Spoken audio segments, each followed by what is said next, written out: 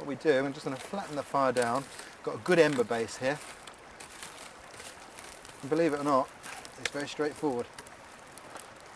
Straight into the embers. It doesn't take very long. So it makes good sense that they start with the liver as their first food, doesn't it? Because the liver's full of glycogen, huge energy yield. And the B vitamins too, particularly vitamin B12, Yeah. which of course is in short supply in a lot of the other components of diet. And very important, these things, for digestion as well. For proper digestion of the foods. I mean, it's strange that the bits that today people often are afraid to eat were actually the delicacies of the past. Mm. And at moments like this, I think back to what I've seen elsewhere. In the Kalahari, I've seen young boys come out to join the men at a kill site when they cook the liver, just so that they could taste liver, because it's a special thing, because they're hunters.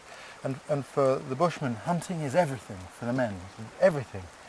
And amongst the Hadza in Africa, I've seen them kill a small deer with bows, make fire, cook everything, cook the liver like this, cook the whole animal.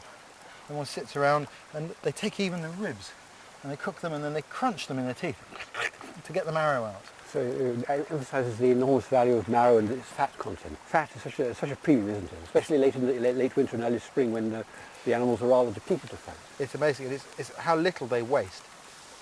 Everything gets eaten mostly. I think that's looking pretty good. Gordon, let's have a spot of this. I'm going to give you a bit. If I give you that bit there, that looks great.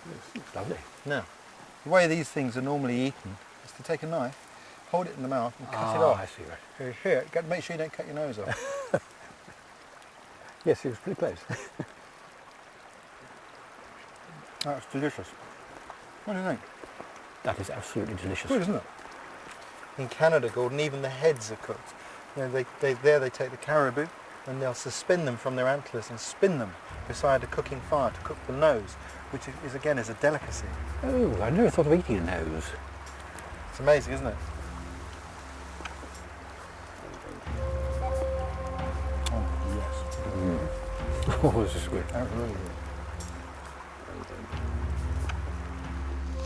With the energy from the liver, a hunter had enough strength to take the carcass back to camp. In the heat of summer, it's essential to get the meat in shade and away from flies and other predators. But after that, the challenge becomes how to deal with such a huge glut of meat. I've got several ways in mind, but we can't eat it all fresh, so it's important to preserve some. Preservation would have been essential to our ancestors, stretching this important protein forward into a future when resources were uncertain. And just as I've seen other hunter-gatherers do, I'm going to air dry some. All you need is a wigwam of poles and some thatch. Here I'm using sallow leaves just to hold the warm air around the meat and speed up the drying. Then set under the rack a small smoky fire. All the time there's a breeze coming through, that's good because the breeze helps to dry the meat. When the breeze drops then the smoke will fill up in there and that'll help as well. The key to preparing the venison slabs for the smoker is to cut the meat as thinly as possible. We take one of these slabs and we slice into it.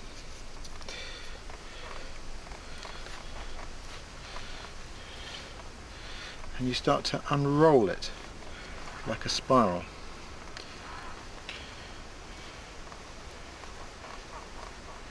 Today, if we were going to preserve this meat, we would salt it.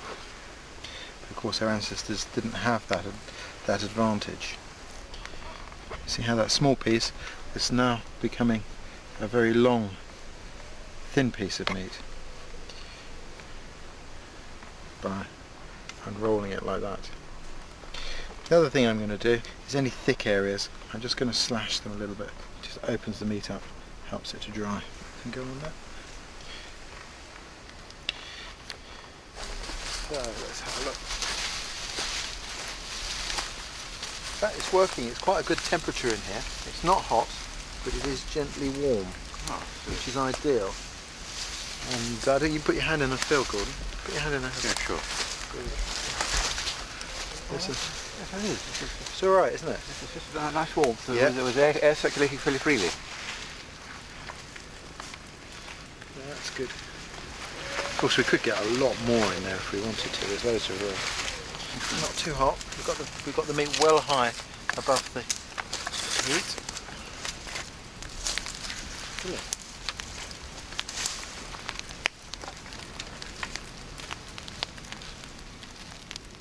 The drying will take several days, but that's no problem when you know how to live in the woods rather than simply camp out for a night or two.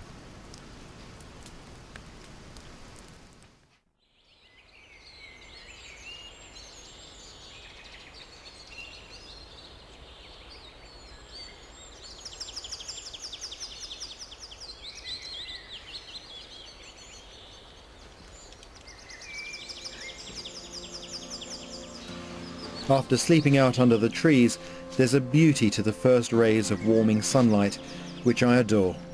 It's a timeless scene, and I like to think of our ancestors perhaps beginning their day in a similar glade all those years ago.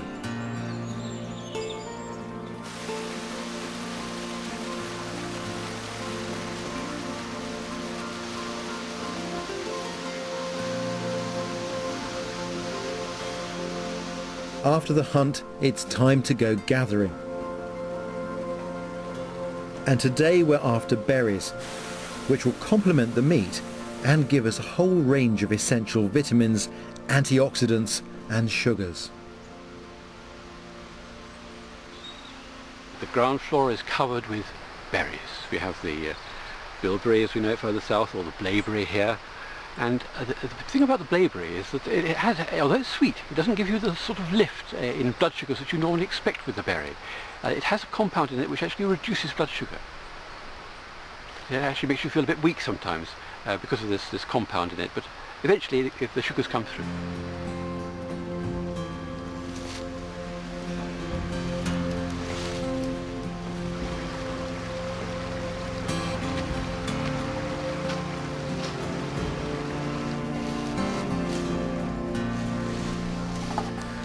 Now, sometimes mixed with the blaeberries or bilberries, we often get lignon berries, as they're known in Scandinavia, or cowberries as we term them here in Britain.